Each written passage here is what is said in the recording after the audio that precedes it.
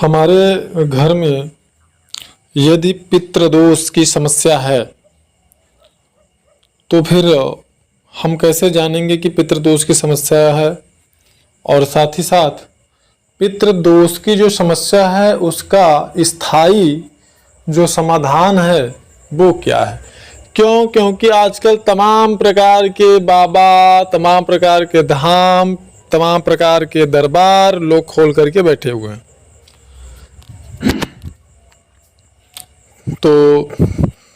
ऐसी परिस्थिति में हम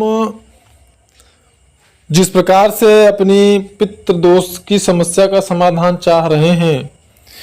क्या उस प्रकार से हमारी समस्या का समाधान हो सकता है, संभव है? चूंकि तमाम प्रकार के जो लोग हैं वो आज के दौर में एक तरीके से यही कर रहे हैं, और अपनी जो शास्त्रगत जो कर्मकांडीय पितृ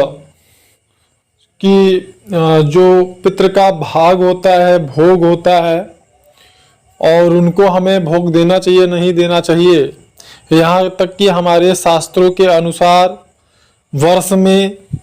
एक निश्चित समय बनाया गया है जिसको पितृपक्ष कहते हैं, और पितृपक्ष में पितरों के निमित्त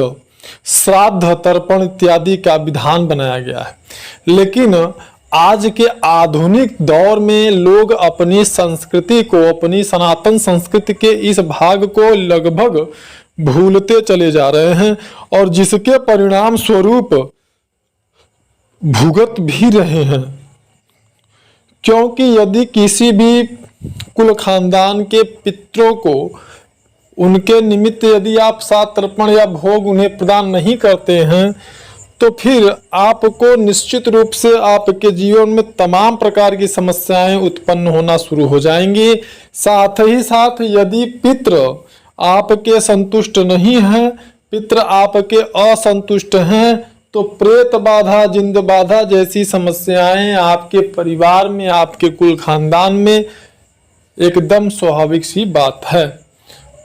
और यहाँ तक कि देखा गया है कि लोग मानसिक रूप से विक्षिप्त हो जाते हैं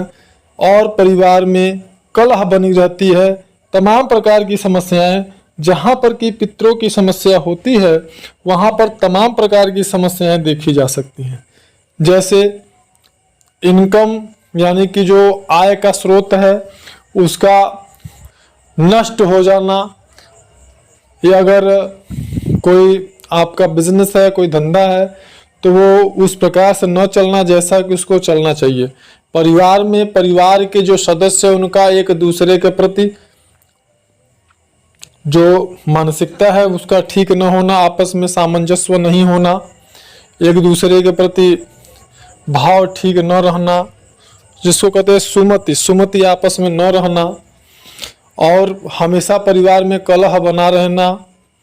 परिवार में कोई ना कोई हमेशा बीमार हो रहे, कोई ना कोई हमेशा दवा खाता रहे आपके ही परिवार में, और चीज़ें जो है वो नष्ट हो, जो इलेक्ट्रिक चीज़ें हैं वो नष्ट हो जाएं, जल्द से जल्द खराब होती जाएं, और आए दिन एक नए खर्चे का जो है ब्यौरा बना रहे। इस प्रकार की जो चीज़ें हैं वो पितृदोष के लक्षण हमें ज़्यादातर घरों में देखने को मिल जाते हैं। साथ ही साथ अब ये तो हमने संक्षेप में बताया है, अब इसका जो प्रॉपर जो इसका स्थायी जो इसका समाधान होता है, तो इसका अस्थाई समाधान होता है कि आप अपने पितरों के निमित्त वर्ष में एक बार श्राद्ध, तर्पण यानी त्रिपिंडी श्राद्ध या नारायण बलि, श्राद्ध, तर्पण जैसी चीज़ों को जरूर करें। क्योंकि इनको आप किसी भी धाम में, किसी सरकार कहीं पर भी आप चले जाएं, आपका स्थायी समाधान कदापि नहीं हो सकता है। एक निश्चित समय अंतराल के बाद अगर उन्हें भोग, प्रसाद इत्यादि उनके लिए निमित्त श्राद्ध, तर्पण इत्यादि नहीं होगा तो आपके परिवार में समस्याएं सदैव के लिए बनी रहेंगी। मानसिक रूप से आप विक्षिप्त रहेंगे, परिवार के सदस्य जो है वो सही रास्ते पर नहीं रहेंगे, नशाखोरी करेंगे, जो है गलत दुराचरण में फंस जाएंगे लोग, बच्चे वहाँ के भविष्य वहाँ का जो है वो ठीक नहीं रहेगा। और जो ये कहते हैं कि किसी भी सरकार, बाबा धाम, किसी तांत्रिक, किसी की जगह पे आप जाएंगे, आपके पितरों को बांध लेंगे और फिर जो है आपको किसी प्रकार की दिक्कत नहीं होगी, तो ये बिल्कुल गलत है कि निश्चित समय के बाद उन्हें भी उन पितरों को आज़ाद करना होगा। और यही प्रकृति का नियम है, क्योंकि वो आपके पितर हैं, कोई दूसरा उन्हें बहुत समय तक बांध करके नहीं रख सकता। तो इसलिए आपको ऐसा करना चाहिए। अगर जिस घर में पितृ दोष होता है वहाँ पे आप ऐसे समझ लीजिए कि अगर किसी प्रकार की कोई साधना की जाती है तो वह साधना सफल नहीं होती है, यह निश्चित है। और बहुत सारी चीज़ें होती हैं।